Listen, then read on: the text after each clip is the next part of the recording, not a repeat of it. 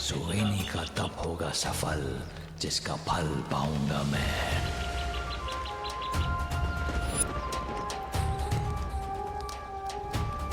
कैसे प्रसन्न करूं माँ आपको? दर्शन दीजिए, दर्शन दीजिए माँ, मेरी पुकार सुनिए माँ। आइए माँ, दर्शन दीजिए मुझे, दर्शन दीजिए मुझे। आइए माँ, दर्शन दीजिए मुझे, दर्शन दीजिए मुझे, दर्शन दीजिए मुझे माँ, मेरी पुकार सुनिए। आइए माँ, आइए माँ, दर्शन दीजिए मुझे।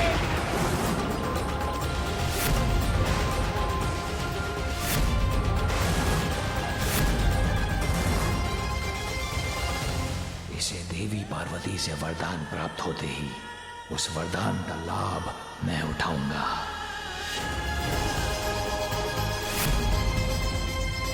मेरे इतने कठोर तप करने के बाद भी यदि आप नहीं आए माँ, तो मैं इसी हवन कुंड में प्रवेश करके अपने प्राणों की आहुति दे दूंगी। अब अवश्य देवी पार्वती को सोएनी वो वरदान देने के लिए विवश कर देगी, जिसको अपना अस्त्र बनाकर मैं उन्हीं के पुत्र को पराजित करूंगा। यही है वो वन पार्वती नंदन, जो हमारे आश्रम के समीप होने पर भी नागों के आतंक के कारण हम वन में प्रवेश नहीं कर पा रहे हैं, और इसी कारण हम अपने बालकों को देने के लिए फल और अन्य भोजन की सामग्री भी नहीं जुटा पा रहे हैं। आपको उपहार देने के लिए ये फल बचाकर रखे हैं हमने, इन्हें स्वीकार कीजिए। ये फल आप खा लीजिए। वैसे भी हमारे पास आपको देने के लिए कुछ और नहीं है, किंतु आप ये फल तो खा सकते हैं ना। लीजिए, खा लीजिए।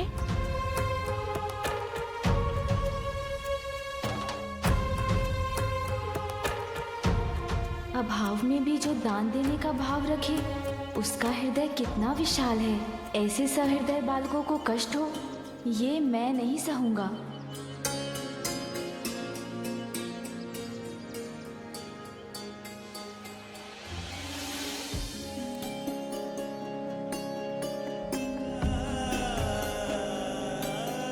नहीं मित्रों, ये फल आपके हैं, इसलिए इन्हें आप ही खाइए।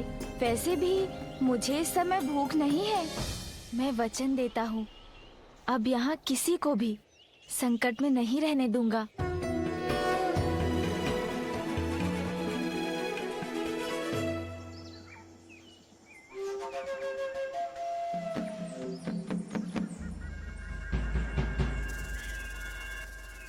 कितना घना वन है, और इस अंधकार में कुछ देख पाना कितना कठिन है।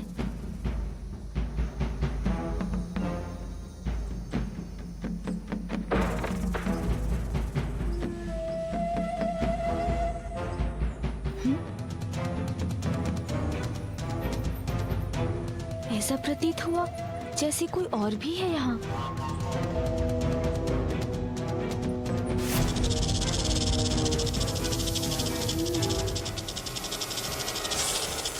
वन के स्वामी हैं हम।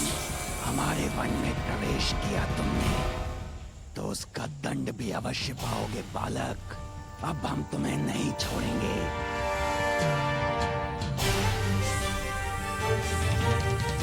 अरे, इन नागों ने तो घेर लिया मुझे। तुम्हें जकड़ लेंगे बालक, फिर तुम्हारे प्राण हरेंगे हम। यही है तुम्हारा दंड, हमारे वन में आने का दुस्साहस करने का। अब मृत्यु के लिए तैयार हो जाओ बालक।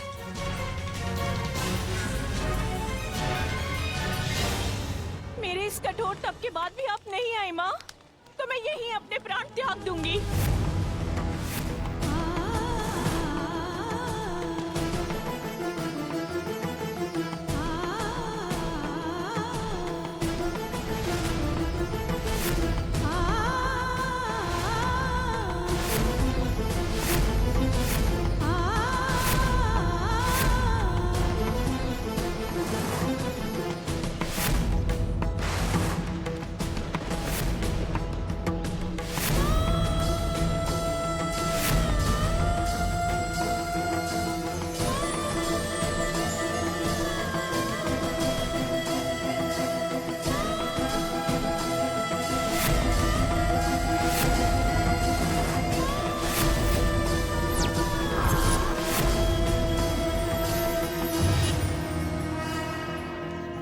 रुक जाओ पुत्री सुबेनी।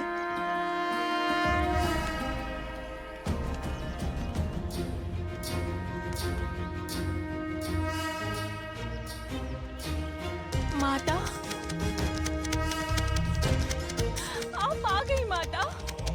मेरी भक्तिन निराश होकर अपना जीवन त्यागने पर विवश हो जाए, ये कैसे संभव? दुर्गा देवी नमस्तुभ्यम, दुर्गा देवी नमस्तुभ्यम, दुर्गा देवी नमस्तुभ्यम। पुत्री सुबेनी, तुम्हारे तप से मैं प्रसन्न हूँ। मांगो, क्या वरदान चाहती हो तुम? आपके दर्शन प्राप्त हुए तो सब कुछ प्राप्त हो गया मुझे। संसार में सबसे दिव्य तो आपके दर्शन है माँ, इसीलिए मुझे अब कुछ और पाने की इच्छा ही नहीं रही माँ। क्या और कुछ की इच्छा नहीं रही? ये कैसी मूर्खता है? वरदान मांगो सुबेनी।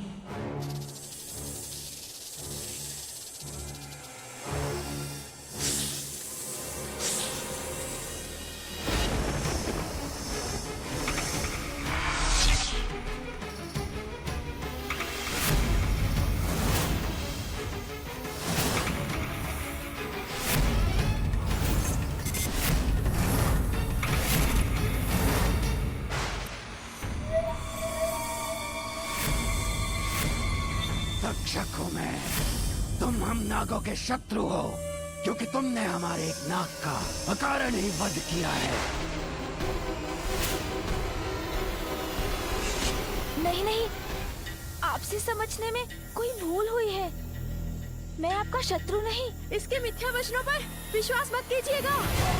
मैंने स्वयं अपने नेत्रों से इसे हमारे एक नाग का वध कर और उसे गाड़ते हुए देखा है। शत्रु हो तुम, नागों के शत्रु हो तुम बालक। अब तुम्हारा वध हम करेंगे, दंड देंगे तुम्हें।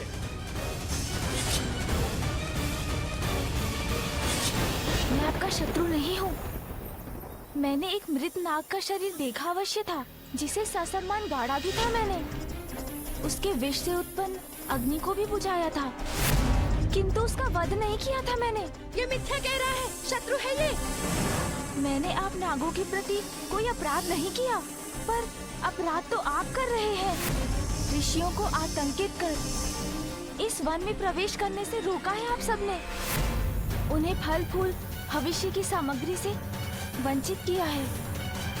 प्रकृति और उसके संसाधनों पर तो सभी का समान रूप से अधिकार होता है।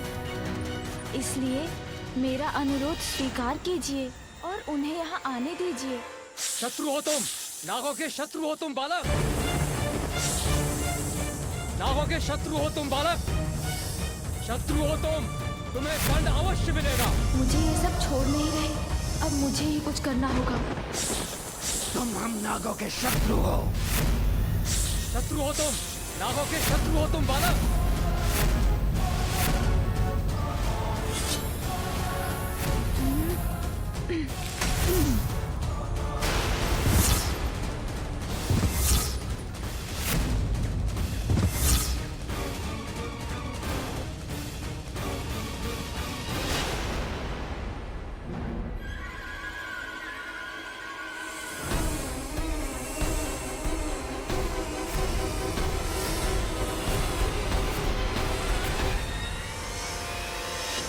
यदि हमने तुम्हारा कहा मानकर ऋषियों को सताना नहीं छोड़ा तो मैं आपको रोकने पर बाध्य हो जाऊंगा।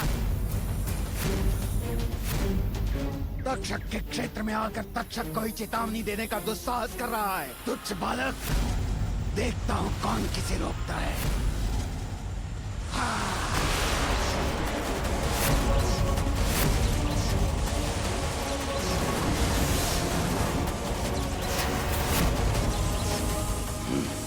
ये कैसे संभव है? इसने मेरे विष को कैसे रोक लिया?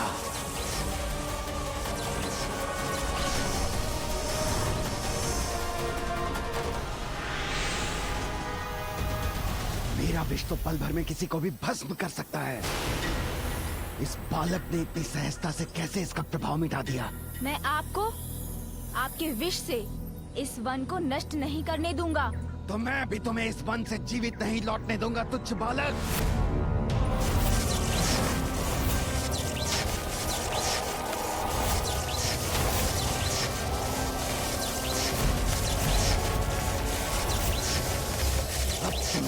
अंत निश्चित है बालक।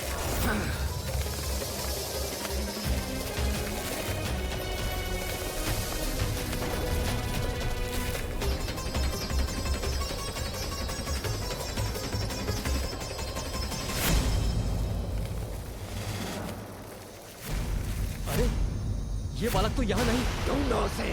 ढूंढने की क्या आवश्यकता है, मैं तो यहाँ हूँ।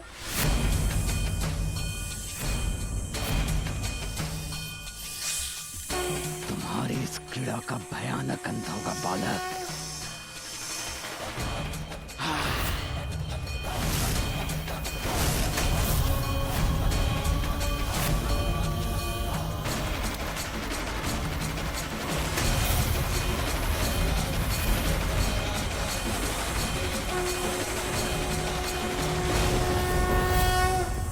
देखा बालक, इस विष का कोई तोड़ नहीं। अग्नि प्रज्वलित कर किसी को भी भस्म कर सकता है ये।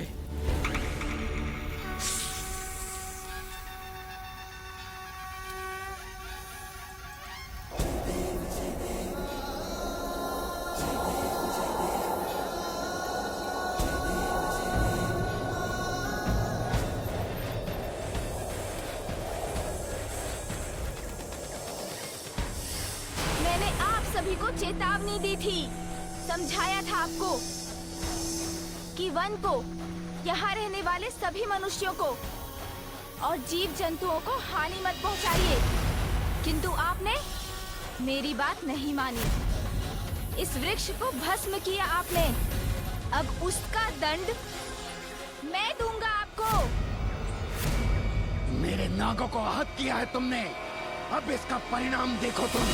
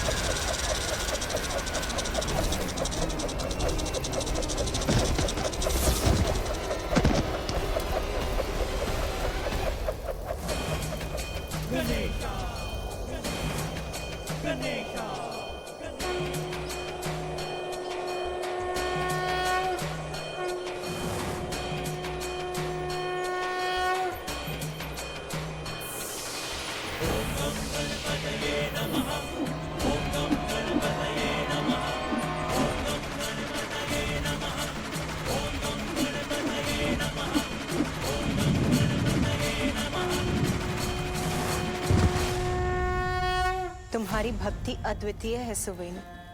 इतना कठोर तप किया है तुमने, इसीलिए वरदान प्राप्त कर अपने तप को सफल करो। कहो पुत्री, क्या चाहिए तुम?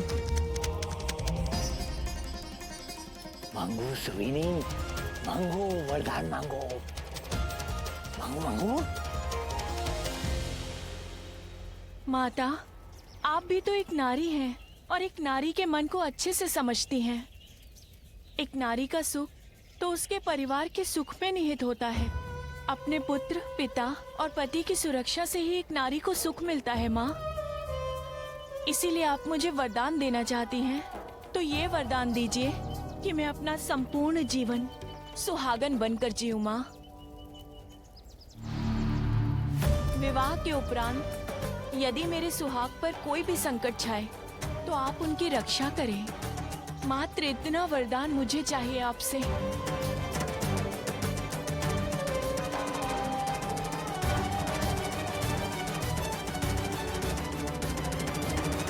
तथास्तु। तथास्तु तथास्तु।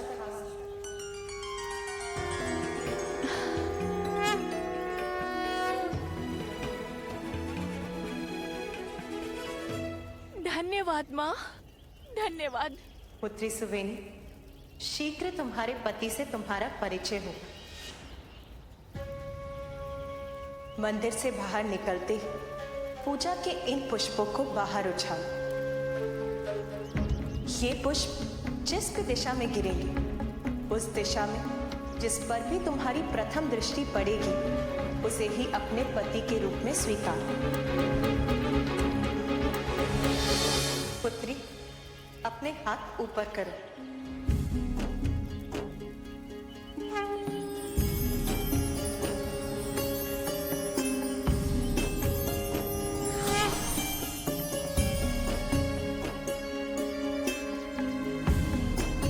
उसे ये पुष्पमाला पहनाकर तुम उसके साथ गंधर्व विवाह करो।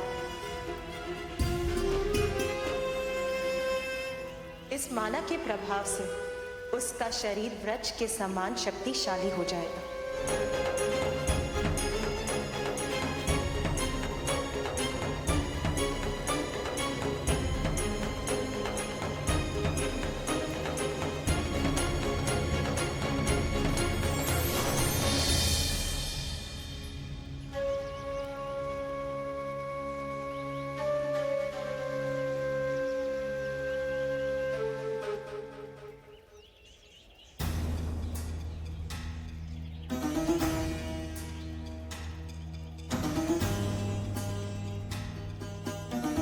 सुवेनी का तप होगा सफल, जिसका फल पाऊंगा मैं।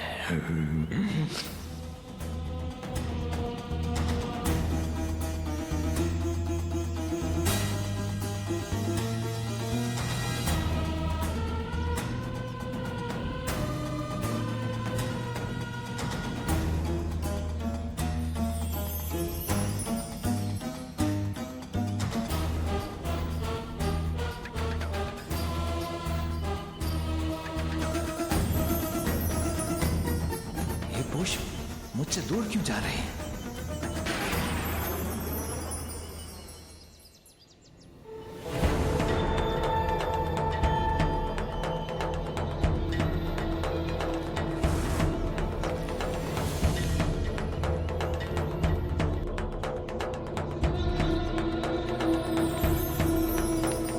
नहीं नहीं, ये सुवेनी का वर बन गया तो मेरा क्या होगा?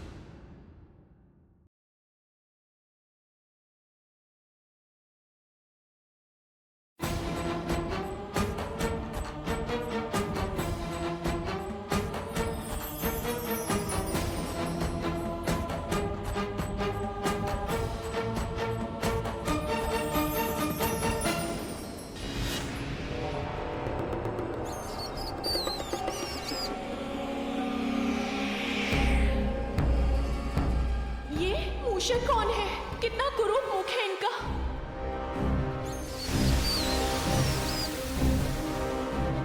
ये पुष्प जिस भी दिशा में गिरेंगे, उस दिशा में जिस पर भी तुम्हारी प्रथम दृष्टि पड़ेगी, उसे ही अपने पति के रूप में स्वीकार। ये कुरूप मूषक मेरा स्वामी। किंतु यदि माता की यही इच्छा है तो सुवेनी इसे स्वीकार करेगी।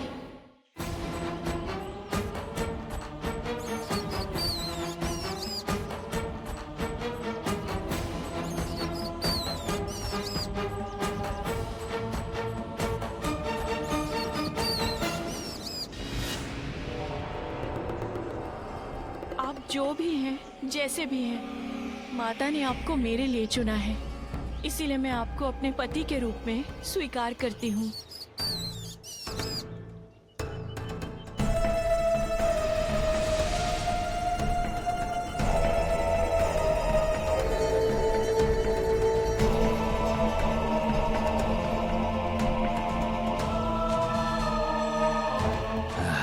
प्रतीत होता है जैसे अचानक मेरी शक्तियां बढ़ गई हों।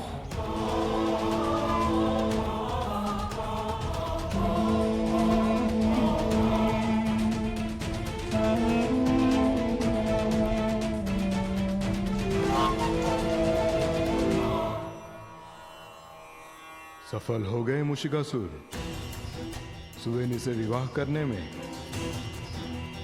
अब गजानन तुम्हारा वध नहीं कर सकेगा, और यदि उसने तुमसे युद्ध करने का प्रयास किया भी तो उसे अपनी ही माता पार्वती की शक्तियों से युद्ध करना पड़ेगा। हमारी सहायता कीजिए शेषनाग जी। उस बालक ने हमारे क्षेत्र में आकर उत्पात मचा दिया है। नागों का वध कर उन्हें आहत कर रहा है। हमारी सहायता कीजिए शेषनाग जी, अन्यथा वो बालक पृथ्वी से नागों को मिटा देगा।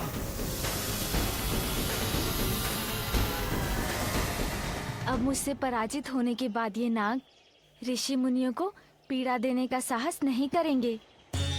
मैं जाकर उन ऋषियों को बता देता हूँ।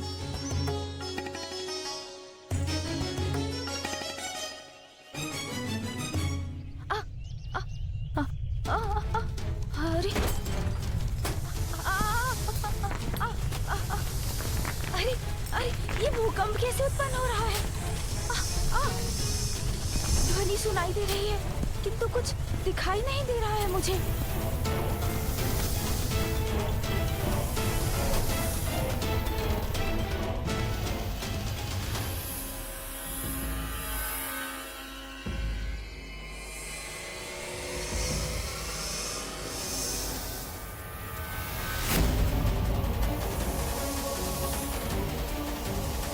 ये तो शेषनाग जी हैं।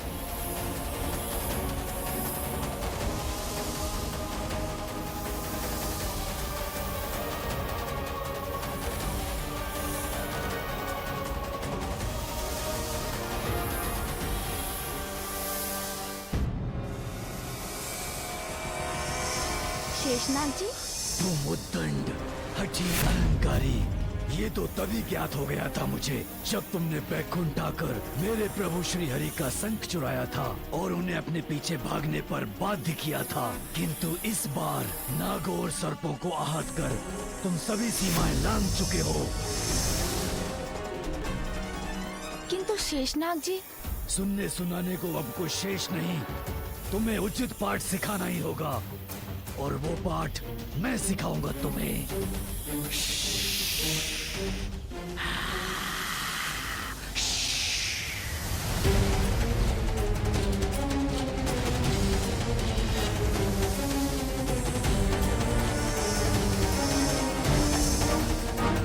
मेरे नागों को हानि पहुंचाने का दंड दूंगा तुम्हें। मेरी क्रोधाग्नि से झुलस जाओगे तुम।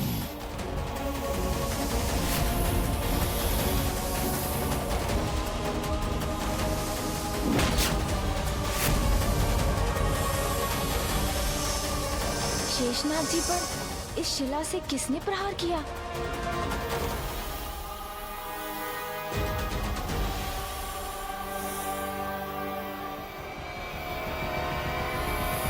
दूर हो जाइए हमारे गजानन से, हटिए पीछे, दूर हो जाइए।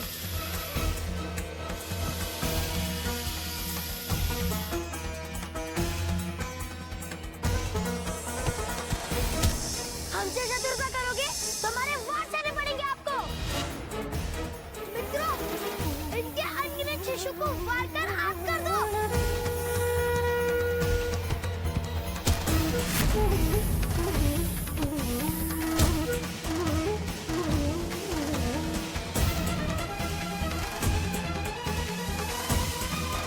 नहीं मित्रों, ऐसा मत करो, रुक जाइए।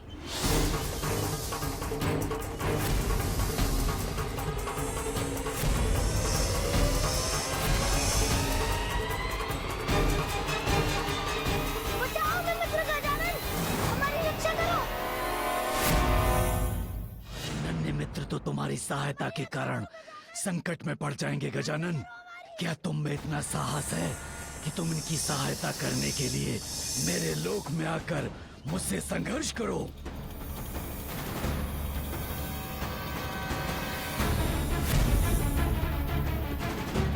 हमारी रक्षा कीजिए गजानन, गजानन हमारी रक्षा कीजिए, हमारी रक्षा कीजिए गजानन।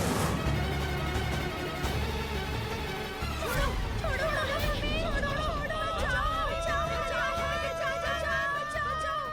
ये फल आप खा लीजिए। वैसे भी हमारे पास आपको देने के लिए कुछ और नहीं है, किंतु आप ये फल तो खा सकते हैं ना।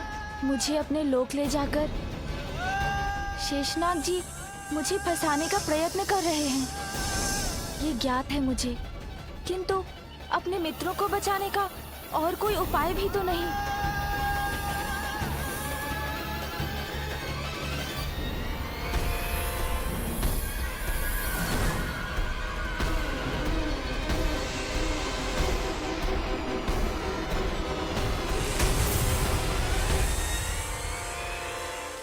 आप कहाँ रहते हैं स्वामी? मैं आपके साथ कहाँ रहूंगी, ये जानने के लिए मैं उतावली हो रही हूँ।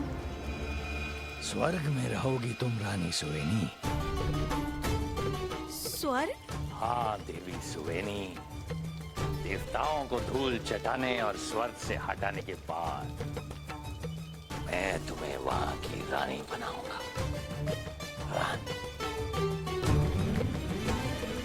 रुकिए स्वामी, हमारे विवाह के पूर्व आपने उचित अनुचित जो भी किया है मुझे ज्ञात नहीं है, किंतु अब जो आप करने जा रहे हैं वो सर्वथा अनुचित है स्वामी। इस विचार को त्याग दीजिए स्वामी।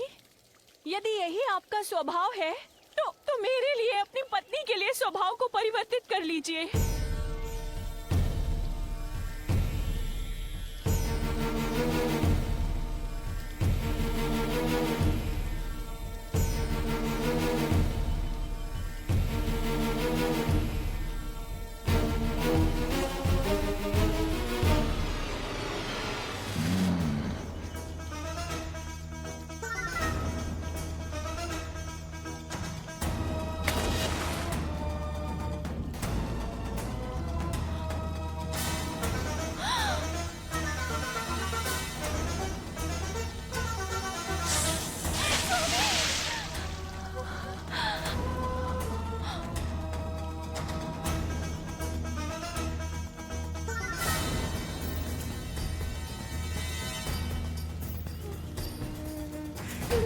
स्वामी आप ये क्या कर रहे हैं? रुकिए स्वामी, आप ऐसा क्यों कर रहे हैं स्वामी? डंक मारना तो बिच्छू का स्वभाव होता है। अगर आप उसकी रक्षा करने के लिए उसे जल से निकालेंगे भी, तब भी वो आपको डंक ही मारेगा। जब ये तुच्छ बिच्छू अपने जीवन की रक्षा के लिए अपना स्वभाव नहीं छोड़ सका, मैं अपनी असुरी प्रवृत्ति कैसे छोड़ूं?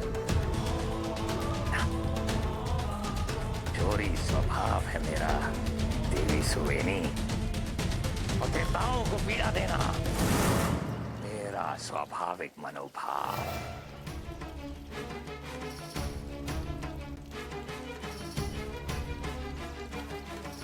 स्वर्ग जा रहा हूं मैं रानी। मेरे आने तक तुम यहाँ मंदिर के पास मेरी प्रतीक्षा करना।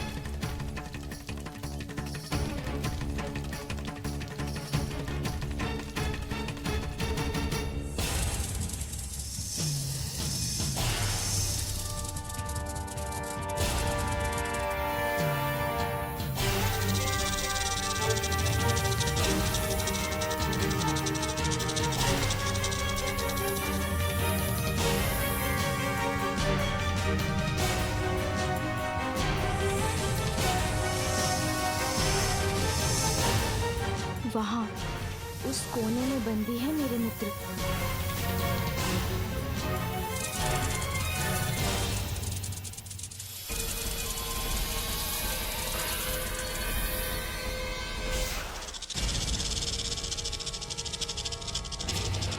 अरे कुछ था यहाँ, किंतु दिखाई क्यों नहीं दिया मुझे?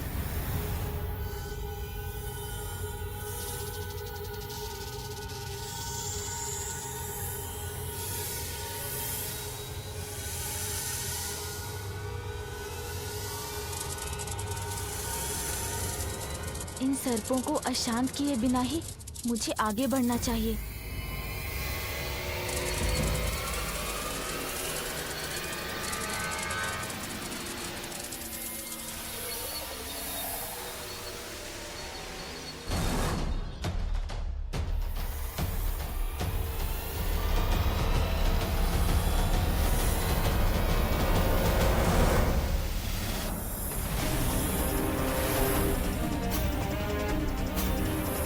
मेरे लोक में तुम्हारी मनमानी नहीं चलेगी बालक। यहाँ जो मैं चाहूंगा वही होगा। ये बालक मेरे बंदी हैं, तुम्हें इन्हें छुड़ाने की अनुमति नहीं है।